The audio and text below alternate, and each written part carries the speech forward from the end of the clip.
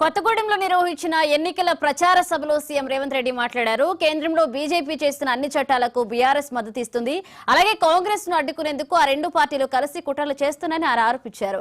ఇక రైతు భరోసా ఆగిపోయిందని కేసీఆర్ దుష్ప్రచారం చేస్తున్నారని విమర్శించారు. ఈ నెల 9లోగా ఒక్క రైతుకైనా బకాయి ఉంటే క్షమాపణ చెబుతారన్నారు. అలాగే 15 ఆగస్టులోగా రైతు రుణమాఫీ అమలు చేసి హరీష్ రావు నోరు మూయిస్తా అన్నారు ఆయన. ఇక రాహుల్ గాంధీని ప్రధానిగా చూడాలని ప్రజలు కోరుకుంటున్నారన్నారు రేవంత్ రెడ్డి. మొన్న చంద్రశేఖరరావు వచ్చిపోయింది మీ దగ్గరికి. ఆయన పాపం నామ నాగేశ్వరరావు గారిని బకర చేయడానికి, ఆయన చెవుల పువ్వు పెట్టడానికి ఆయన చెప్తున్నాడు వచ్చేది సంకీర్ణమే, సంకీర్ణంలో నామ నాగేశ్వరరావు గారిని మంత్రిని చేస్తాను. నేను అడుగుతున్నా, ఏ సంకీర్ణంలో చేరుతావు? మా కాంగ్రెస్ పార్టీ ఆ ఇంటి మీద కాకిని ఇంటి మీద కూడా వాళ్ళనియదు. మా కార్యకర్తలు ఊరుకోరు. టిఆర్ఎస్ కాకి కాంగ్రెస్ ఇంటి మీద వాళ్తే అక్కడికక్కడనే మా కార్యకర్తలు కాల్ చేస్తారు. ఇక మిగిలింది బీజేపీ కదా, నువ్వు చేరబోయేది బీజేపీనే కదా చంద్రశేఖరరావు. మొదటి నుంచి మేము చెప్తున్నది, మొదటి నుంచి నువ్వు ఆచరిస్తున్నది 2014 నుంచి 2023 వరకు 9.5 సంవత్సరాలు చంద్రశేఖరరావు రైతు వ్యతిరేక నల్ల చట్టాలు వచ్చినప్పుడు, నోట్ల రద్దు చేసినప్పుడు, జిఎస్టీ బిల్లును తీసుకొచ్చినప్పుడు, ట్రిపుల్ తలాక్ చట్టాన్ని చేసినప్పుడు, సిటిజన్ అమెండ్మెంట్ యాక్ట్ ను పొందుపరిచినప్పుడు, యూనిఫామ్ సివిల్ కోడ్ తెచ్చినప్పుడు, ప్రతి సందర్భంలో ఇక్కడ కారు గుర్తు మీద ఓట్లు వేయించుకొని ఢిల్లీలో కమలం గుర్తుకు తాకట్టు పెట్టిన చరిత్ర చంద్రశేఖర్ రావుది. కేటీఆర్ చెప్తున్నాడు కారు కొంచెం ఖరాబ్ అయి కార్ఖానకు పోయింది మళ్ళీ వస్తుందని. నేను చెప్పదలుచుకున్నా బీఆర్ఎస్ నాయకులకు, కారు ఖరాబ్ అయి కార్ఖానకు పోలే, కారు అనుంజడి కార్ఖానకు పోయింది. కార్ఖానా నుంచి ఇంకా ఇనుప సామాన్లోనికి, పాత సామాన్లోనికి తూకం కింద, కిలోల కింద తెగని అమ్మాల్సిందే. మళ్ళా కారు రాదు, మీరు ఎన్నికల్లో గెలవరు. నామ నాగేశ్వరరావు గారికి నేను సూచన చేస్తున్నా, చంద్రశేఖరరావు మాటలు నమ్మి మోసపోవద్దు. నమ్మించి మోసం చేసుట్లా చంద్రశేఖరరావును మించినోడు లేడు, ఆ కుటుంబానితో పోటీ పడేటోడే లేడు. అందుకే మిత్రులారా, ఇవాళ చంద్రశేఖరరావు కథ అయిపోయింది. మన బోర్ల పడ్డాడు, బొక్కలు ఇరిగినాయి అసెంబ్లీ ఎన్నికలప్పుడు. ఇప్పుడు మిగిలింది పడగ. ఆ పడగ మీద కూడా ఒక దెబ్బ వేయండి, దాంతో ఆ కాలనాగు సమస్య తీరిపోతుందని మా మిత్రులకు చెప్తున్నా. డిసెంబర్ 3 తారీఖు నాడు వచ్చిన ఫలితాలు సెమీఫైనల్స్ మాత్రమే. ఆ సెమీఫైనల్స్ లో కాంగ్రెస్ టీము బీఆర్ఎస్ టీమును కల్వకుంట్ల చంద్రశేఖరరావును నడుగు ఇరగొట్టిండ్రు. ఇవాళ మే 13 తారీఖు నాడు జరగబోయే ఎన్నికలు ఫైనల్స్. ఆ ఫైనల్స్ లో Telangana team versus Gujarat team.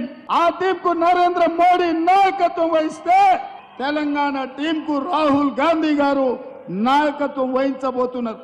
అందుకే మిత్రులారా, మన తెలంగాణను గెలిపించుకుందామా లేదా? ఫైనల్స్ లో మనం గెలిచి ఛాంపియన్షిప్ మనం గుంజుకుందామా లేదా? మరి ఫైనల్స్ లో మనం గెలవాలి అంటే మీ రక్తాన్ని చెమటగా మార్చి, చెమటను దారపోసి, భుజాలు కాయలు కాసేలాగా 3 రంగుల జెండాను మోసి రేపు ఎన్నికల్లో లక్షలాది మెజార్టీతోని కాంగ్రెస్ పార్టీ గెలవాలి అంటే మళ్ళీ మీరే కథన రంగంలో దిగాలి, మీరే కార్యోన్ముఖులై ముందుకు నడవాలి. ఇవాళ చంద్రశేఖరరావు అంటున్నాడు కాంగ్రెస్ దిగిపోవాలని. నేను అంటున్నా చంద్రశేఖరరావు, నీ మెదడేమన్నా దొబ్బిందా అని. ఎందుకంటే 10 ఏళ్ళు ఈ దేశాన్ని పట్టి పీడించిండు నరేంద్ర మోడీ. 10 ఏళ్ళు ఈ రాష్ట్రాన్ని దోసుకున్నావు నువ్వు. ఈ దేశాన్ని పట్టి పీడించి ఆనాడు సోనియమ్మ తెలంగాణ రాష్ట్రంతో పాటు మీ ఖమ్మం జిల్లాలో బయ్యారంలో ఉక్కు కర్మాగారం ఇచ్చింది, వరంగల్ జిల్లాలో రైల్వే కోచ్ ఫ్యాక్టరీ ఇచ్చింది, రంగారెడ్డి జిల్లాలో ITIR కారిడార్ ఇచ్చింది, ఆదిలాబాద్ జిల్లాకు గిరిజన యూనివర్సిటీ ఇచ్చింది, మహబూబ్ నగర్ జిల్లాకు పాలమూరు రంగారెడ్డి ఎత్తిపోతల ప్రాజెక్టును ఇచ్చింది. వీటన్నిటిని కూడా పడావు పెట్టి పండబెట్టి తెలంగాణకు అన్యాయం చేసింది, తెలంగాణకు ద్రోహం చేసింది భారతీయ జనతా పార్టీ. మన పార్లమెంటు బడ్జెట్ సమావేశాల సందర్భంగా నరేంద్ర మోడీ గారు తెలంగాణను అవమానించిండ్రు. తెలంగాణ రాష్ట్ర ఏర్పాటు ప్రక్రియ తలుపులు మూసి కాంగ్రెస్ చేసింది. సోనియమ్మ తల్లిని చంపి బిడ్డను బతికించింది, తెలంగాణ రాష్ట్రం ఇచ్చిందని. నేను బీజేపీ నాయకులను అడుగుతున్నా, మీకేమైనా సిగ్గుందా మళ్ళీ మా తెలంగాణకు వచ్చి సీట్లు అడగడానికి, ఓట్లు అడగడానికి? తెలంగాణ ఏమి ఇవ్వకపోను ఇవాళ తెలంగాణను అవమానించుకుంటూ మాట్లాడింది. మిత్రులారా, ఇవాళ ఇక్కడ చూడండి, మనం బయ్యారం ఉక్కు కర్మాగారం అడిగితే బీజేపీ మనకు గాడిద గుడ్డి ఇచ్చింది. మనం రైల్వే కోచ్ ఫ్యాక్టరీ వరంగల్ కి అడిగితే బీజేపీ గాడిద గుడ్డి ఇచ్చింది. మనం ఐటీఐఆర్ కారిడార్ అడిగితే ఇవాళ బీజేపీ గాడిద గుడ్డి ఇచ్చింది. మరి నేను అడుగుతున్న మిత్రులారా, ఇవాళ తెలంగాణకు గాడిద గుడ్డి ఇచ్చిన బీజేపీకి మనం ఓటేద్దామా, కర్రు కాల్చి వాత పెడదామా? మీరు ఒక్కసారి చెప్పండి అని చెప్పి నేను అడుగుతున్నా. నువ్వు నెత్తి మీద పెట్టిన కుంపటి 7 లక్షల కోట్ల అప్పుకు 27,000 కోట్ల రూపాయలు మెత్తి కట్టుకుంటూనే మా రైతుల పట్ల ప్రేమ ఉన్న మేము 150 రోజులు తిరిగే లోపలనే 7,500 కోట్ల రూపాయలు ప్రతి చివరి రైతు వరకు రైతు భరోసా పథకాన్ని అమలు చేస్తున్నాం.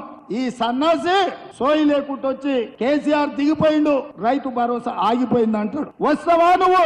మే 9 తారీఖు నాడు అమరవీరుల స్తూపం ముందు చర్చ పెడతాం. అమరవీరుల స్తూపం సాక్షిగా ఈ రాష్ట్రంలో ఎవరికైనా, ఏ రైతుకైనా ఈ నెల 9 తారీఖు లోపల ఏ ఒక్క రైతుకైనా బకాయి ఉంటే నేను సవాలు చేస్తున్నా, అమరవీరుల స్తూపం ముందు ముక్కు నేలకు రాసి క్షమాపణ చెప్తా. ఒకవేళ అందరు రైతులకు రైతు భరోసా పథకంలో నిధులు వస్తే నీ ముక్కు నేలకు రాసి క్షమాపణ చెప్తావు ఆ చంద్రశేఖర్ రావు అని నేను అడుగుతున్నా. ఆయన సిగ్గులేనోడు, ముక్కు ఎట్లాగింత పొడుగుంది రాసినా రాస్తాడు. ఏంటంటే రాస్తే కొంచెం అరిగితే పోయేది